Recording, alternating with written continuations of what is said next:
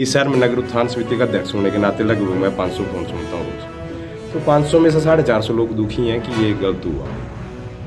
और सबसे बड़ी बात कि धर्माणी जी कभी भी, मुझे पता है वो पार्टी, जब एक बार ये भी अफवाह फैला दी गई कि राजेश धर्माणी जी पार्टी छोड़ रहे हैं, पिछले चुनाव में ये गुफा छोड़ के उन्हें हराया गया था, तो उन्होंने तब नहीं कभी पार्टी छोड़ी। और इस बार देखिए राष्ट्रीय अध्यक्ष जी का गृह जिला है ये, यहाँ 3-1 तो हो ही चुकी थी कांग्रेस, तो ये 4-0 की भी तैयारी हो सकती थी। लेकिन इस हिसाब से आप देखिए ना कि अगर ये जीतने की इनको सजा दी जा रही है तो अच्छी बात है। ये जिला से एकमात्र जो सीट है उसको अगर जीतने की सजा दी जा रही है तो वो भी बढ़िया बात है। मुख्यमंत्री मैं देखो, मैं किसी तरह का पदाधिकारी तो नहीं, आम आदमी होने के नाते और नगर उत्थान समिति का अध्यक्ष होने के नाते तो मैं उम्मीद रख ही सकता हूँ। वो लोकतंत्र में सबका अधिकार है, तो मैं भी तो चाहता हूँ उसी के रोज सो ग्रुप पे किया। लेकिन इसको कुछ कहीं जोड़ रहे हैं, कुछ कहीं जोड़ रहे हैं, तो उनको मैं क्लियर कर दूं कि मेरा इस तरह का कोई राजनीति का एजेंडा नहीं। हाँ, या लगभग एक काबिल आदमी को नीचे लगाया जा रहा है, उसके लिए तो मेरी है बात, वो तो मैं रख ही रहा हूँ, और वो रखना मेरा लोकतंत्र प्रदत्त अधिकार है, कोई एहसान नहीं कर रहा है मेरे पे। देश के आज जो हालात हैं उनका यह आईना है मेरा मुंडवाया हुआ सिर। धर्म या उसकी अनुपालना या रूप सज्जा, ये निजता की अधिकार क्षेत्र की बातें होती हैं। ये मेरे निजी अधिकार की बात है कि मैंने सिर में क्यों मंडवाया या क्यों नहीं मंडवाया। पहली बात मैं आपको स्पष्ट कर देना चाहता हूँ, मैं कांग्रेस का किसी तरह का पदाधिकारी नहीं हूँ आज तक, मेरी मेंबरशिप भी कांग्रेस की नहीं है। लेकिन हाँ, मैं फैन हूँ राजेश धर्माणी जी का, उनकी कार्यशैली का, उनके तरीके का, और मैं नगर उत्थान समिति का अध्यक्ष हूँ, जिसमें मैं पुरजोर विरोध करता हूँ शहर के साथ कोई भी गलत करे, चाहे कांग्रेस करे चाहे बीजेपी। तो ये चीज़ मैं पहले आपको स्पष्ट कर देना चाहता हूँ। दूसरी बात रही, हाँ मैंने कल ये बाल कटवाए हैं, तो वो तो एक रूटीन होती है, हर आदमी कटवा लेते हैं, लेकिन मैंने कल क्यों कटवाए हैं, रोज स्वरूप कटवाए हैं, वो सही बात है।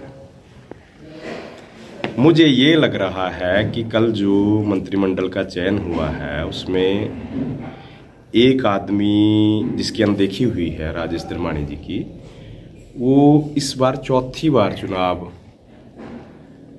में प्रस्तुत होकर विधानसभा में गए हैं। इस बार एक बार वो चुनाव हारे हैं, 3 बार वो जीते हुए हैं।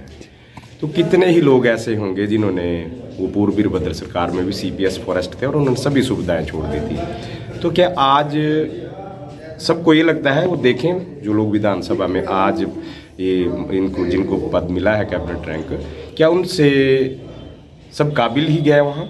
मेरी बात इस रोष बाबत कटवाया गया है। मैं कोई किसी व्यक्ति विशेष से मुझे दिक्कत नहीं, पार्टी से कोई दिक्कत नहीं, लेकिन मैं कह रहा हूँ कि इनके ऊपर उन लोगों को तरजीह दी गई जो काबिल ही नहीं है, ये उस बाबत है।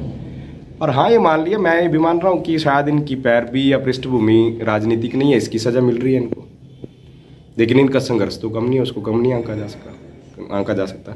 कुछ लोगों ने तो यहाँ तक भी भविष्यवाणी कर दी थी कि ये जो पिछला चुनाव आ रहे थे भी अब तो इनको टिकट ही नहीं मिलेगा, और ये कुछ ये कह रहे थे कि जीत ही नहीं पाएंगे।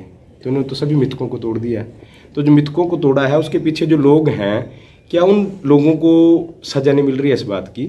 ये उस वजह से बाल कटवाए गए हैं, ये मुंडन उस लिए करवाया गया। और ये मैं तब तक नहीं रखूँगा जब तक इनको गरिमापूर्ण पद कोई मिलता नहीं है। और ये इसलिए नहीं है कि मैं कोई कांग्रेस का पदाधिकारी हूँ या ये है। हाँ, ये मैं जरूर कहूँगा कि जो राजनीतिक गोद से उठकर आ गए हैं लोग, उनको अगर आप वो चम्मच दोबारा वैसे ही पकड़ा दोगे तो ये तो गलत बात है ना। आप समझ गए होंगे मेरा इशारा किस ओर है।